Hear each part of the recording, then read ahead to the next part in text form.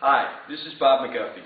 Many of you may know me as a co-founder of Right Principles and may have met me at one of the many Tea Parties, protests, or events we've organized or participated in over the past year. We have all made tremendous impact on the political landscape here in Connecticut. The political establishment and the local media have gone from ignoring us to ridiculing us to writing about us, and candidates are now soliciting our support. There has been talk about whether the Tea Party movement should form a third party on which to run our candidates.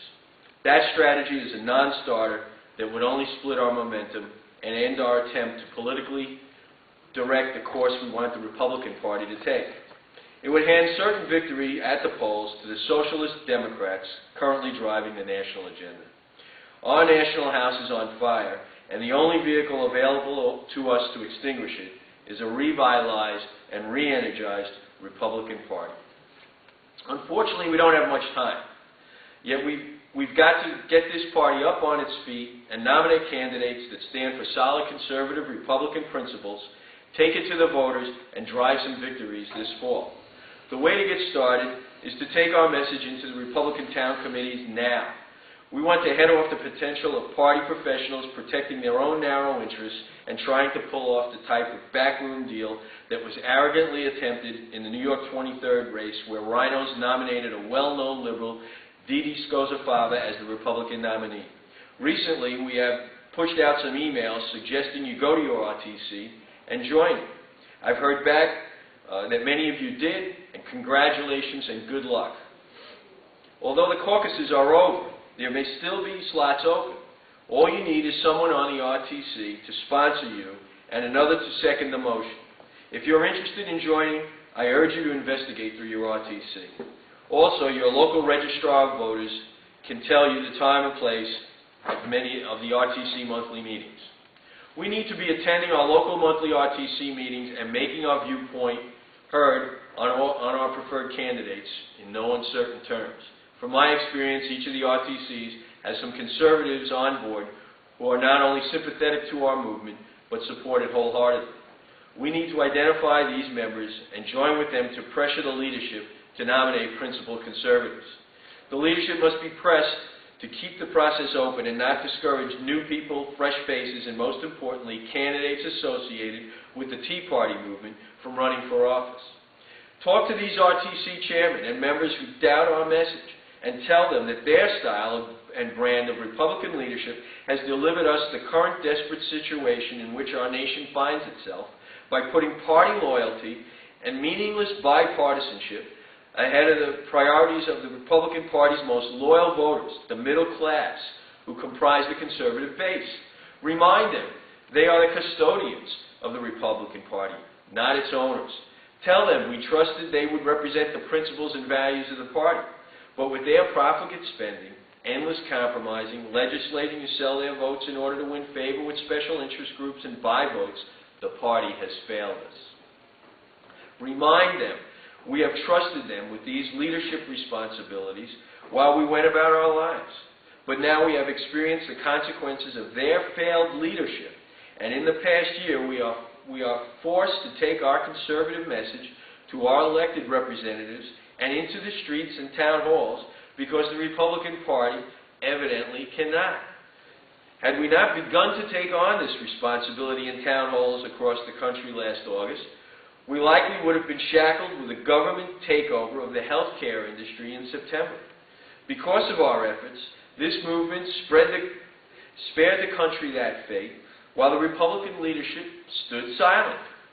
The members of our movement were savaged by Democrats and their enablers in the media, comparing us to some of the most vile, totalitarian, anti-civil rights groups in history, while the Republican leadership stood silent. We do not seek to split the Republican Party. We seek to save it, not only from defeat, but from selling its soul to get elected. A Republican Party that simply delivers us to the same political destination as the Democrats, but at a slower pace, betrays us. The Republican Party is a vehicle that must deliver us to a different destination and must understand that our movement is not going to collapse into a futile third-party effort. They must know that those in the Tea Party movement are not going not going back to our normal lives anytime soon, because we have heard the patriotic outcry and we intend to act on it. Remind the RTCs that this is a national emergency to restore our republic before it is taken from us forever. Remind them that we will be everywhere this year, in our downtowns, at our representatives' offices, at our rallies, and at the state capitol. Remind them what is at stake. Tell them that after this election cycle, we will just as likely be seen picketing the offices of Rhino Republicans as we will the offices of Socialist Democrats. Tell them we're not out in the streets working to degrade Democrats' polling numbers so that the elections can be stolen this November by Acorn. Ask these RTC leaders if they believe we're currently in a national emergency. Ask them if they see and agree that the current national leadership is driving the country to bankruptcy.